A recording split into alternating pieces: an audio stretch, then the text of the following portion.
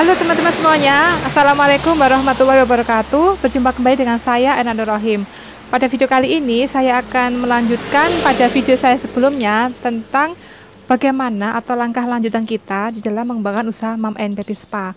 Pada video saya sebelumnya itu sudah saya buat, alangkah baiknya itu kita membuat perencanaan usaha ya teman-teman. Meskipun kita sudah menjalankan usahanya, misalnya kita sudah mengikuti pelatihan, kita sudah menyiapkan alat dan tempatnya, tetapi alangkah sangat baik kita itu membuat suatu perencanaan atau proposal kecil atau portofolio seputar usaha kita Mom and Baby Spa. Tujuannya apa? Supaya nanti kita bisa mengukur tingkat keberhasilan kita, apa yang sudah kita kerjakan, apa yang sudah kita siapkan, dan apa yang belum bisa tercapai. Misalnya kita belum bisa menyiapkan atau belum bisa membeli kolam renang fiberglass yang harganya cukup mahal ya teman-teman. Nah, itu kita bisa membuat suatu rencana jangka pendek, jangka panjang, dan mungkin kita juga bisa mencapainya kira-kira dalam kurun waktu berapa lama.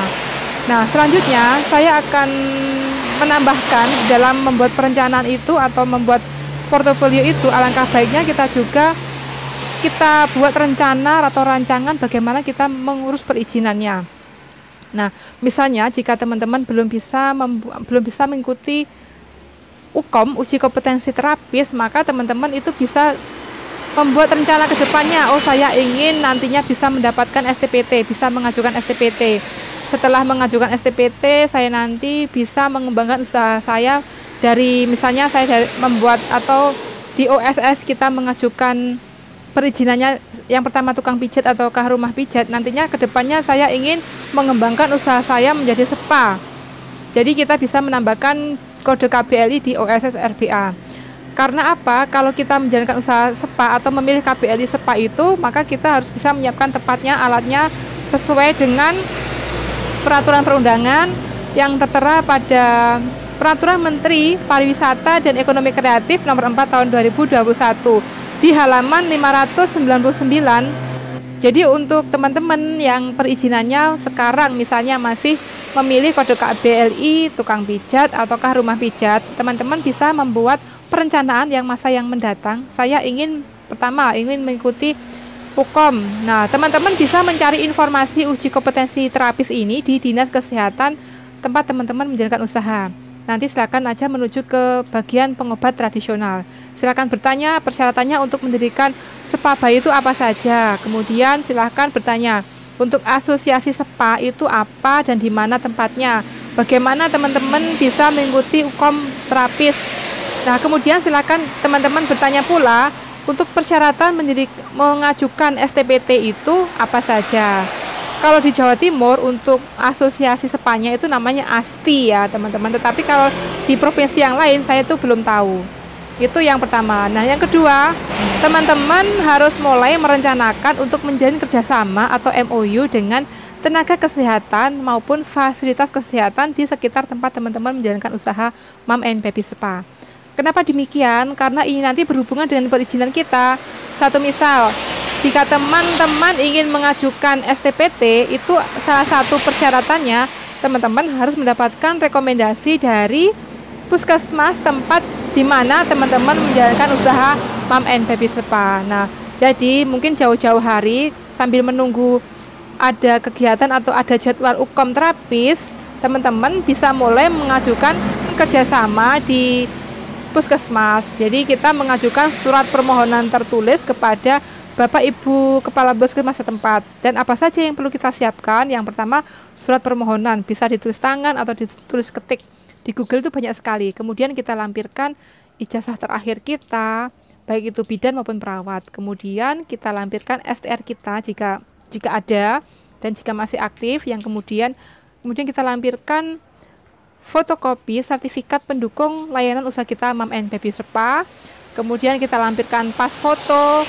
Kemudian kita lampirkan izin lingkungan ya jika ada. Jadi teman-teman juga sudah boleh memulai untuk meminta izin lingkungan di tetangga kanan, kiri, depan, belakang. Minimal ada 15 kakak. Jadi teman-teman itu membuat suatu form yang isinya tanggal, nama kakaknya, kemudian nomor telepon jika perlu, dan juga ada fotokopi KTP, dan teman-teman mintakan tanda tangan dari kepala keluarga tersebut. minimal 15 dari sumber yang saya dapatkan. Nah, tujuannya apa? Itu menunjukkan bahwa lingkungan sekitar tempat teman-teman mendirikan usaha itu menyetujui didirikannya usaha layanan mom and baby spa. Kemudian sebaiknya juga teman-teman minta izin di RT, RW, dan juga di desa atau kelurahan. Karena ini juga nantinya sangat berhubungan pada saat kita nanti mengajukan perizinan. Nah, kemudian untuk puskesmas, saya ulangi lagi ya, karena di puskesmas ini kita nanti akan sangat sering berhubungan dengan pihak puskesmas. Dan juga kita itu tujuannya untuk menjalin kerjasama dengan puskesmas itu juga sebagai sarana rujukan, karena pada Peraturan Menteri Kesehatan Nomor 8 Tahun 2014 itu disebutkan untuk manajemen layanan mom and baby spa itu kita harus memiliki jejaring rujukan. Jadi anggaplah puskesmas tempat kita menjalankan usaha ini kita jadikan rujukan. Dan buktinya apa? Nanti kita menjalin MOU, ada surat perjanjian antara kita sebagai pemilik layanan usaha dengan pihak puskesmas. Bentuknya seperti apa? Nanti bisa dibicarakan kedua belah pihak, atau teman-teman sudah membuat suatu perjanjian khusus seperti apa? Apakah diperlukan pembiayaan untuk MOU ini atau kerjasama ini? Silahkan nanti teman-teman musyawarahkan dengan pihak puskesmas. Nah, selanjutnya apa saja persyaratan kita mengajukan STPT? STPT kepanjangan dari Surat Tanda Pengobat Tradisional.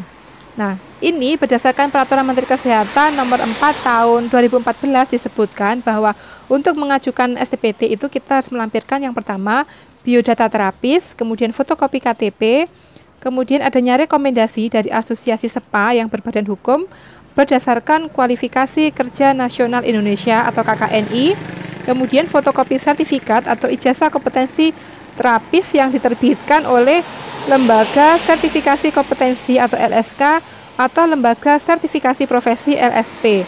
Kemudian adanya surat pengantar puskesmas setempat.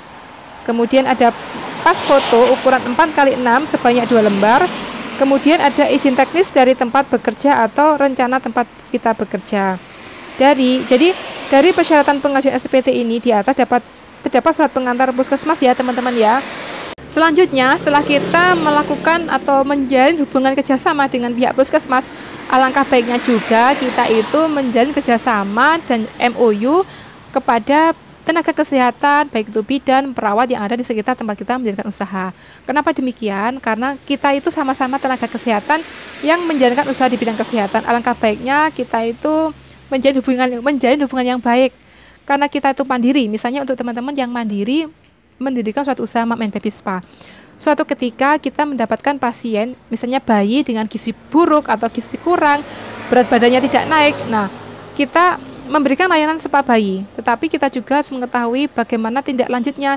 Maka kita harus memberikan edukasi kepada orang tua bayi dan juga kita menjalin komunikasi kepada bidan desa tempat di mana bayi ini tinggal untuk kita mengkomunikasikan bahwa ada bayi dengan gizi buruk. Nah, mohon ada tindak lanjut, ada perhatian khusus kepada bayi ini. Jadi kita itu sama-sama ikut membantu memberikan edukasi, memberikan layanan promotif preventif kepada bayi-bayi ini dan juga bayi-bayi yang berada di sekitar tempat kita menjalankan usaha mom and baby spa. Harapannya semua bayi, balita, anak-anak, ibu hamil, ibu nifas yang berada di sekitar lingkungan kita menjalankan usaha mom and baby spa ini tidak ada masalah kesehatan yang berarti, tidak ada masalah kesehatan yang serius.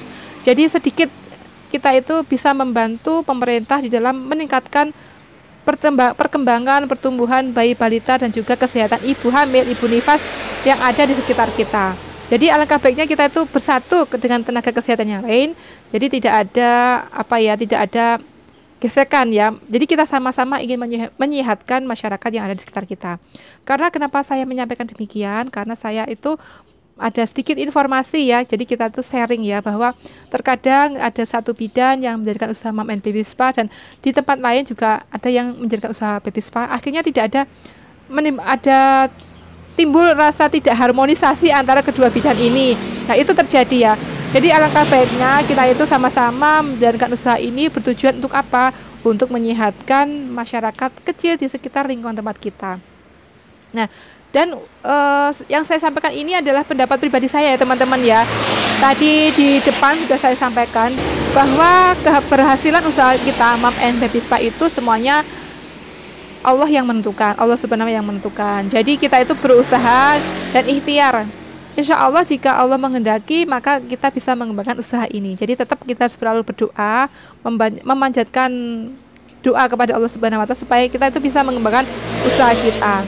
Dan jangan lupa bahwa utama kita menjalankan setiap usaha itu jangan orientasinya ke uang ya teman-teman ya. Jadi yang pertama itu kita ingin mengaplikasikan ilmu kita supaya itu tidak mubazir ya. Bahwa kita itu kuliah itu kan mahal ya, kuliah kebidanan itu ya, dan bertahun-tahun dan setiap pasti ada jenjangnya, sekolah lagi. Nah, supaya ilmu kita itu bisa bermanfaat untuk orang lain, maka kita harus dengan menjalankan usaha ini maka kita bisa mengaplikasi ilmu kita dan tidak mubazir ya. Nah, jadi itu tadi yang bisa saya sampaikan. Mohon maaf jika ada kekurangannya pada saya penyampaiannya. Dan sekali lagi saya itu di sini yang saya sampaikan itu berdasarkan pemikiran saya, pendapat saya dan dari beberapa sumber yang saya cari dari media sosial, dari YouTube, dari Google ya. Dan saya rangkum di sini. Dan mohon teman-teman tetap mencari sumber informasi yang lebih akurat lagi. Jangan dari informasi saya saja. Mungkin jika teman-teman memiliki mentor bidan yang sudah sudah berjalan besar usahanya, itu angka baiknya. Jadi teman-teman itu mencari informasi jangan hanya dari satu sumber. Baiklah, demikian tadi video saya yang mungkin terlalu panjang. Mohon maaf, mohon dimaklumi. Dan terima kasih kepada teman-teman yang selalu mendukung video saya. Semoga teman-teman tetap semangat menjalankan aktivitas pada pagi hari ini dan hingga mendatang. Sekian, terima kasih. Wassalamualaikum warahmatullahi wabarakatuh.